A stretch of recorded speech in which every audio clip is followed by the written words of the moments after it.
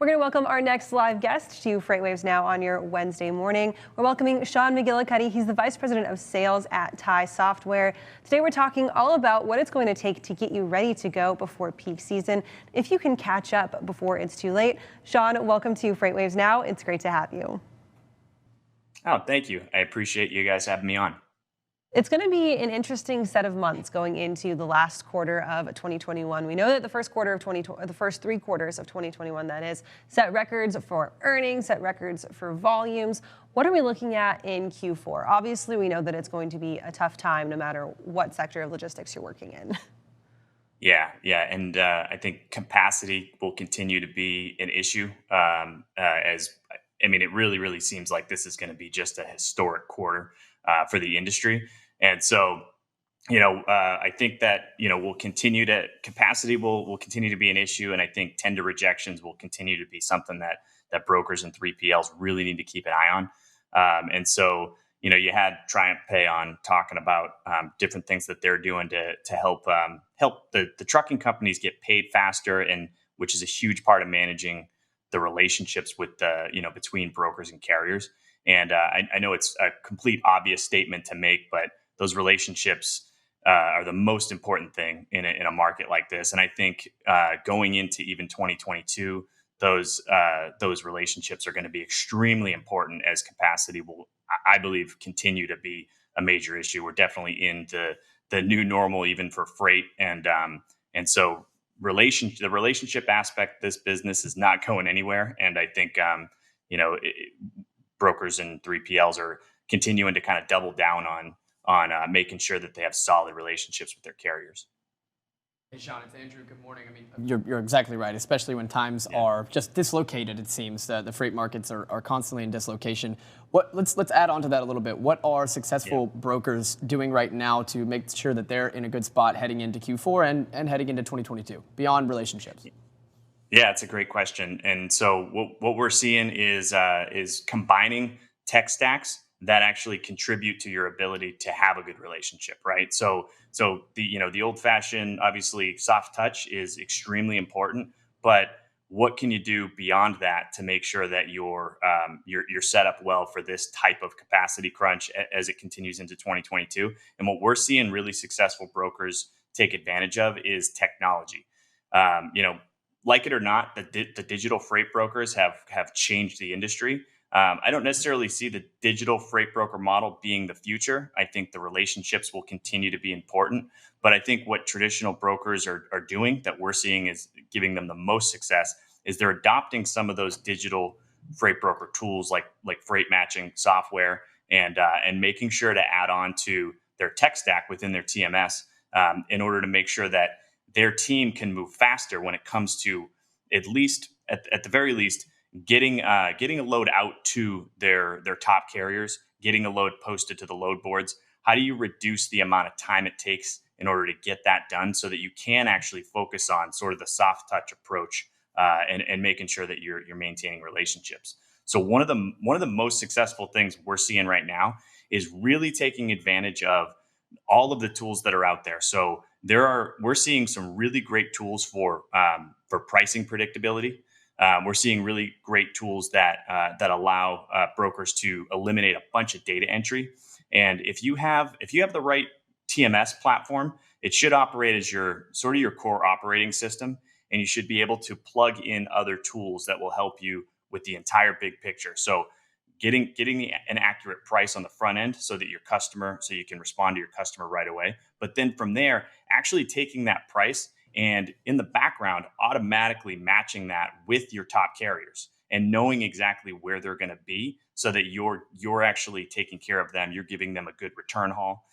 You're making sure that they're getting the freight that they're looking for. They're working the routes that they want to work. And so if you can do that really quickly with automation, then you're able to free up the broker to spend more time on the relationship aspect of it, which is really, really, really important. So something that predicts the price on the front end, and then on the back end, something that allows you to match that to, say your top 10 carriers that you want to work with on a regular basis. How do we make sure that we reduce the amount of time it takes to actually email all those carriers? or reach out over the phone to all those carriers? How do we make sure we match it up on the back end? And that's what we're seeing really successful brokers throughout this time that have, as the industry continues to face this capacity issue, and we're seeing major sales growth. So the most successful brokers are really taking advantage of the technology in order to make it so that there's a sort of a digital freight matching model going on through their TMS, while allowing their team to be freed up to focus on more sales, because there's so much sales growth that if you're not freeing up your sales side to take advantage of that, then you're probably not going to see the growth that you could see, because we're seeing brokers double in size. So there's some brokers that are maybe growing by 20-30%, which is great. But with the way the industry is going, you have the opportunity to double in size through the next quarter and going into 2022. Hey, Sean, just on that note of digital freight matchers or digital freight brokers, whatever you want to call them, I kind of wanted to talk about the dynamic between incumbents and the disruptors. Does it seem to you that they're just converging on one another? The disruptors have, as you said, understood the importance of relationships, and they've had to add operations people, and they've had to add just sales people as well. And then on the opposite side, you've also got all of the legacy guys, all of the ones at the top, right, that are worth their salt. They're pouring hundreds of millions and billions into technology to build out what you just said, freight matching and that types of carrier tools. I mean, do you see these two, the two kind of converging here? I definitely do. And I always appreciate when I talk with a broker who is really heavy on the old school mentality of the relationship with the customer and the relationship with the carrier. But the disruptors are coming in and making it so it's easier to do that. And so what we're seeing is essentially brokers that have sort of a legacy mindset with relationships start to adopt those digital freight matching tools, but they're not trying to take out the personal touch, right? Like the digital freight brokers are trying to come in and sort of almost eliminate the middleman and just directly connect the shipper to the carrier with software. And because of that, some really innovative tools have come out that allow that to happen. So, the exact load from the shipper going to the correct carrier that wants that load and is going to get paid appropriately for that load. But you can't disintermediate the relationship aspect. And so what we're seeing the most success out of is when a broker adopts those tools to make it so that they're matching the right shipper with the right carrier, but they're not trying to take out the middleman. They're not trying to take away the value added by the 3PL. Sean, you mentioned that there's individual brokers seeing just exponential growth in what they're doing, but the brokerage themselves are also growing. You've got a lot of empty broker seats when it comes to jobs right now in this industry. Yeah. And as you mentioned, it is kind of that old school relationship mentality combining with the new school tech stack mentality. How do you go about hiring and finding these people? Or if you're a broker looking for a new place to work or looking to get into the industry, how can you make yourself marketable and desirable by putting forth this combination energy? Yeah, I mean, that's a great question, because trying to increase your sales staff and your overall operation staff as a larger brokerage, it's challenging right now, and seats need to be filled, and your top brokers, if they're spending too much time trying to find load coverage. I mean, because we're hearing things like, the top broker in a brokerage is walking out onto the floor like, hey, anybody who can help me find load coverage for this load, I'll give you $100. I'll give you $200. Just walking out into their, onto the floor. And I think if you can help those top brokers with technology, you'll be able to bring in sort of the next wave of maybe non-experienced individuals that are looking to get into freight or looking for a new career path, and you'll be able to put them under those top tier brokers as in sort of a learning component. But if you have the right technology, I think you're going to attract the industry's best talent, because you're freeing them up to make more money.